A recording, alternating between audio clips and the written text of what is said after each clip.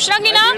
आपको बता दें कि आज मैं इस वक्त मौजूद हूँ वाराणसी के पितरकुंडा चौराहे पर, और पितरकुंडे चौराहे पर ये जो मजमा देख रहे हैं, ये जो भीड़ देख रहे हैं, ये मुहर्रम की जानिब आज तीजे का जुलूस इस रास्ते से फातमान और अलीसागर की जानिब जा रहा है।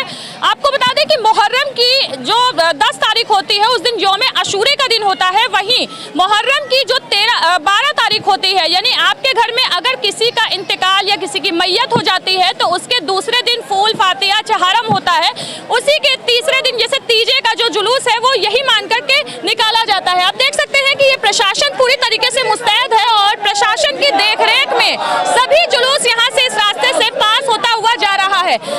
बनारस के अलग अलग इलाके से जुलूस निकलता है, साथ में देखिए पैरामेडिकल फोर्स भी तैनात है, ताकि ये जो तीजे का जुलूस है इसमें खासकर पहले ये देखा जाता था कि औजार का प्रदर्शन भी किया जाता था, लेकिन इस बार योगी सरकार का सख्त ऐलान है कि किसी भी तरीके की कोई जो है बदतमीजी नहीं होनी चाहिए, किसी भी तरीके का हथियार का प्रदर्शन नहीं होना चाहिए। और इन सारी रूपरेखा को देखते हुए इस बार मुहर्रम का जो त्यौहार है वो बहुत ही शांतिपूर्वक मनाने का प्रयास किया जा रहा है और प्रशासन भी पूरी तरीके से जो है वो मुस्तैद नजर आ रहा है। आप देखिए कि इस समय हम पितरकुंडे पे मौजूद हैं और यहाँ पर कुछ लोग हैं, हम उनसे भी बात करेंगे कि आखिर ये जो 12 तारीख का तीजा मनाया जाता है वो क्यों मनाया जाता है। अस्सलाम वालेकुम, चैनल में स्वागत है। वालेकुम अस्सलाम। ये देखिए तीजे का जो रस्म है, ये किसी का इंतकाल होने के बाद शहीद होने, इमाम हुसैन साहब को शहीद होने के दूसरे दिन 12 तारीख के दिन तीजे का रस्म हम लोग मनाते हैं। ये उसी ये चल रहा है ये सिलसिला। तीजे के दिन सुबह से लेकर शाम तक क्या कुछ किया जाता है?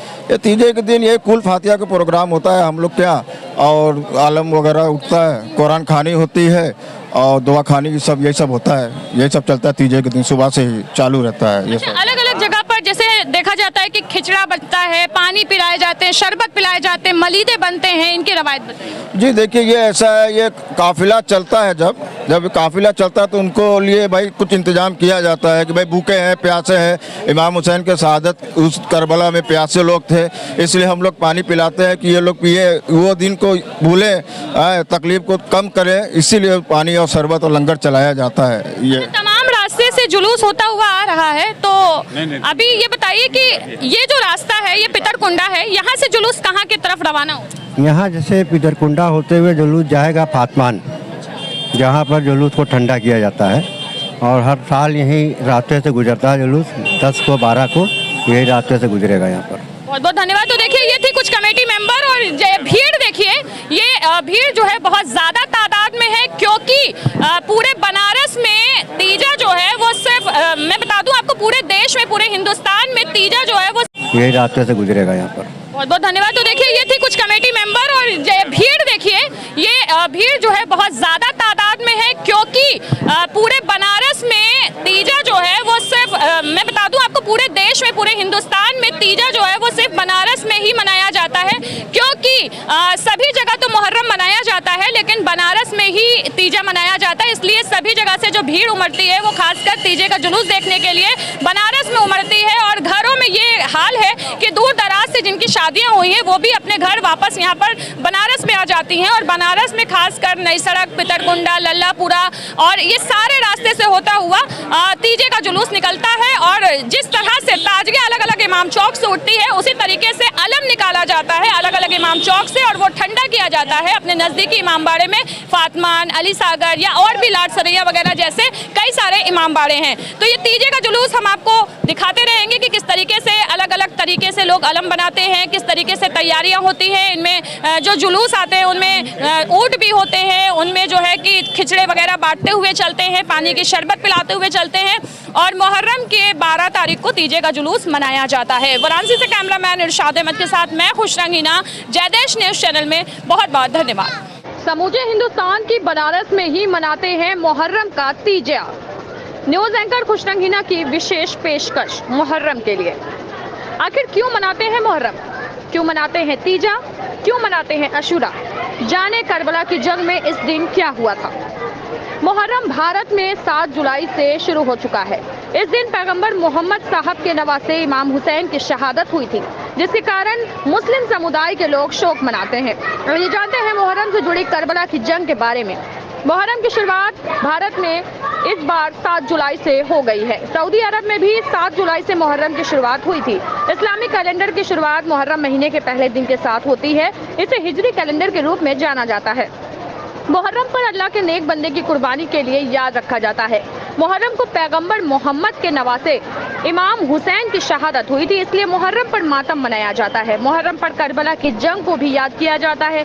ज्यादातर लोगों को करबला की इस जंग की जानकारी नहीं है, तो आइए जानते हैं करबला की जंग के दिन क्या हुआ था। मुहर्रम का जो महीना है इस्लाम धर्म के लोगों के लिए बहुत खास होता है। ये महीना त्याग और बलिदान की याद दिलाता है। मुहर्रम बकरीद के 20 दिन बाद मनाया जाता है। मुहर्रम के दिन खुदा के नेक बंदे हजरत इमाम हुसैन की शहादत हुई थी उनके पूरे कुंबे वालों के साथ। इसलिए मुस्लिम समुदाय के लोग इस महीने हुसैन की याद करते हैं और मातम मनाते हैं। हजरत इमाम हुसैन इस्लाम धर्म के संस्थापक हजरत मोहम्मद साहब के छोटे नवासे थे। मुहर्रम पर हुसैन की याद में ताजिया उठाया जाता है, अलम निकाला जाता है और मुस्लिम समुदाय के लोग मातम भी मनाते हैं। करबला की जंग में इस दिन क्या हुआ था? इस्लाम की मान्यता के अनुसार करबला की जंग 1400 साल पहले हुई थी, जिससे पैगंबर साहब के नवासे हजरत इमाम हुसैन की शहादत हुई थी। इस्लाम की शुरुआत मदीने से मानी जाती है। मदीने से कुछ दूरी पर मुआविया नाम का एक शासक था, जिसके मरने के बाद उसके बेटे यजीद को शाही गद्दी पर बैठाया गया था। यजीद बहुत ही क्रूर शासक था। यजीद अपना खुद का अलग मजहब बनाना चाहता था, जिसकी वजह से उसने लोगों को अपने आदेशों का पालन करने के लिए कहा और खुद को इस्लाम का खलीफा मानने के लिए कहा। यजीद जानता था कि मोहम्मद साहब नवासे और इमाम हुसैन के समर्थक बहुत ज्यादा थे, इसलिए उसने इमाम हुसैन से कहा कि अपने समर्थकों से कहो कि वो यजीद को ही खलीफा माने। जब इमाम साहब ने यजीद की बात नहीं मानी तो उसने लोगों पर क्रूरता करनी शुरू कर दी। उस सभी लोगों पर जुल्म ढाए। मुहर्रम के काफिले पर यजीद ने किए जुल्म। मुहर्रम की 10 तारीख को यजीद की फौज और हुसैन के काफिले के बीच जंग हुई। यजीद की फौज बहुत बड़ी थी और हुसैन के साथ सिर्फ 72 लोग थे। हुसैन ने अपने साथियों से कहा कि वे उन्हें छोड़कर चले जाए, लेकिन कोई भी नहीं गया और हुसैन जानते थे कि यजीद उन्हें नहीं छोड़ेगा। यजीद बहुत ताकतवर था और उसके पास बहुत सारे हथियार थे। हुसैन के पास इतनी ताकत नहीं थी, फिर भी हजरत हुसैन ने यजीद के सामने झुकने से इनकार कर दिया और हुसैन ने अपने साथियों के साथ मिलकर यजीद की फौज पर डटकर मुकाबला किया, लेकिन कोई भी हुसैन को छोड़कर वहां से नहीं गया। और यह हुसैन और उनके साथियों की वीरता और साहस का परिचय भी देता है। इस प्रकार यजीद ने 3 दिन भूखे प्यासे लोगों को जो हजरत इमाम हुसैन का साथ देते थे उनको प्यासा ही भूखा ही शहीद कर दिया। यहाँ तक कि 6 महीने के उनके बेटे अली असगर को भी शहीद कर दिया गया। इसीलिए मुहर्रम का मातम का दिन मनाया जाता है, गम का दिन मनाया जाता है। और जब किसी का इंतकाल हो जाता है, जब किसी की डेथ हो जाती है तो उसके 3 दिन के बाद तीजा मनाया जाता है, दूसरे दिन। तो आज तीजे का जो है वो जुलूस निकाला गया है। आइए देखते हैं वाराणसी से खुशरंगीना की